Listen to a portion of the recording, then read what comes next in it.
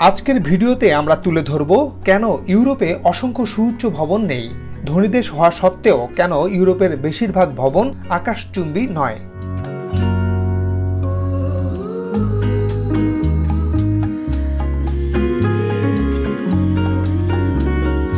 Asia যখন সুউচ্চ ভবনের দিকে ক্রমাগত অগ্রসর হচ্ছে, তৈরি হচ্ছে বিশ্বের সবচেয়ে উঁচু উঁচু ভবন, তখন কেন পিছিয়ে আছে ইউরোপ? এটা কি ইচ্ছাকৃত? আবার আমেরিকার মতো দেশ, যাদের সাথে ইউরোপের দীর্ঘদিনের বহুমাত্রিক সুসম্পর্ক, সেই আমেরিকাও বহুতল ভবন তৈরিতে বিশ্বাসী। এই ভিডিওতে সেই সব কারণ এবং যতদূর সম্ভব তার ব্যাখ্যা তুলে ধরার চেষ্টা করব।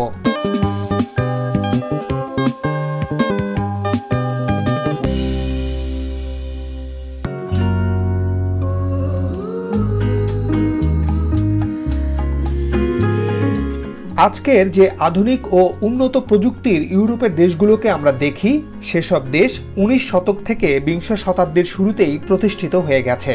তারা অর্থে, বিত্তে, জ্ঞানে বিজ্ঞানে অনেক এগিয়ে যায়। ততদিনে ইউরোপের প্রায় সব দেশ ও তাদের শহর গ্রাম সুপরিকল্পিতভাবে গড়ে ওঠে।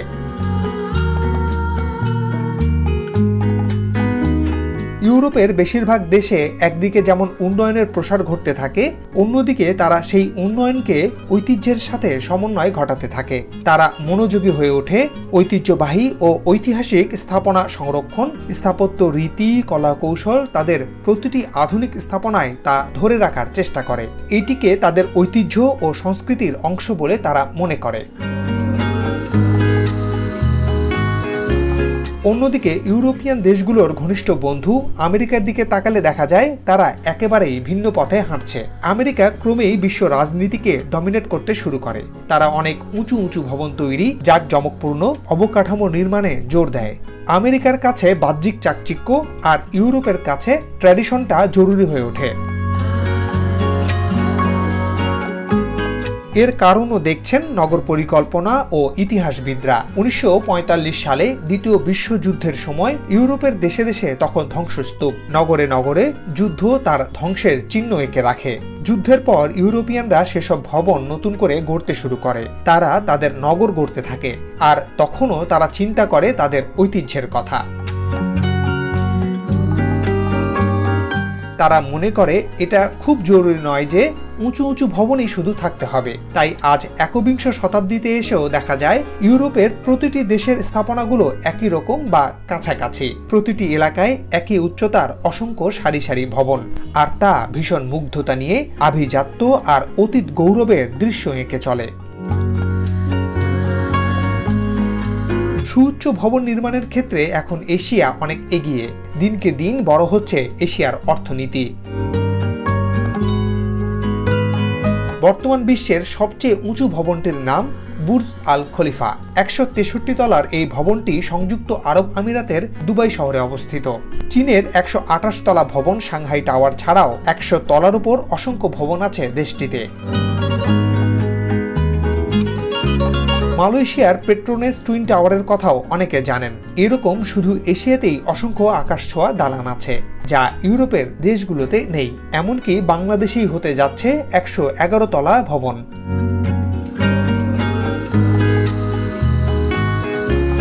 এশিয়ায় সুউচ্চ ভবন বেশি হওয়ার পেছনে আরেকটি কারণ জায়গার স্বল্পতা। পৃথিবীর মোট জনসংখ্যার 60 ভাগই এশিয়ায় বাস করে। যা হোক, আমেরিকা ও এশিয়া মহাদেশের উন্নত দেশগুলোর ভবন যেমন উঁচু হয়েছে, তেমনি আগামীতে আরও হবে। কাঁচ ঘেরা সেসব ভবন অন্যরকম জৌলুস নিয়ে হাজির। অন্যদিকে ইউরোপের ভবনগুলোর কারুকাজ, শিল্পমান, রঙের মাধুর্য দিনকে দিন একইভাবে ধরে রেখেছে। তবে ইউরোপে যে উঁচু ভবন একেবারেই তৈরি হচ্ছে না তাও নয়। 1960 থেকে 1970 সালে ফ্রান্স উঁচু ভবন তৈরির উদ্যোগ নেয় প্যারিসেই। তবে মূল শহরের বাইরে একটি শহর গড়ে তোলে তারা, যেখানে আকাশচুম্বী ভবন নির্মাণের অনুমতি দেয়া হয়। 21 শতকে এসে ইউরোপের কোনো কোনো দেশ উঁচু ভবনের দিকে পা রেখেছে, তবে তা ঐতিহ্যকে ধ্বংস করে নয়, পুরনো শহরকে তেমনি রেখে শহর সম্প্রসারণ করে নতুন শহর গড়ে তুলেছে। সেখানে তৈরি হচ্ছে আকাশচুম্বী বাণিজ্যিক ভবন। যেমন ইংল্যান্ডের লন্ডন শহরে গড়ে ওঠা বিজনেস ডিস্ট্রিক্টে আছে পশ্চিম ইউরোপের সবচেয়ে উঁচু ভবন, যার নাম দ্য সার্দ। এর উচ্চতা 310 মিটার বা 1016 ফুট। লন্ডন ছাড়াও জার্মানির ফ্রাঙ্কফুর্ট, রাশিয়ার মস্কো এবং প্যারিসে এমন উঁচু ভবন দেখা যায়। আবার ইউরোপের কোনো কোনো দেশ আকাশচুম্বী দালান তৈরিতে নিরুৎসাহিত করে, যেমন ইতালির রাজধানী রোমে 136 মিটার বা 446 ফুটের চেয়ে উঁচু ভবন তৈরি করার অনুমতি নেই, আর রোমের বাহিরে 155 মিটার বা 508 ফুট পর্যন্ত ভবন নির্মাণ করা যায়। ইউরোপের দেশগুলোতে উঁচু ভবন না করার আরেকটি কারণ সেখানকার মাটির ধারণ সক্ষমতা। যেমন জার্মানির বার্লিনে মাটির নিচে 80 মিটার বা 260 ফুটের নিচে খনন করা সম্ভব না। সুইডেন বা আরও অনেক দেশ পরিবেশ বান্ধব ভবন নির্মাণে উৎসাহ দেয়। একটি গাছের উচ্চতার কাছাকাছি ভবন তৈরিতে তারা উৎসাহ দেয়।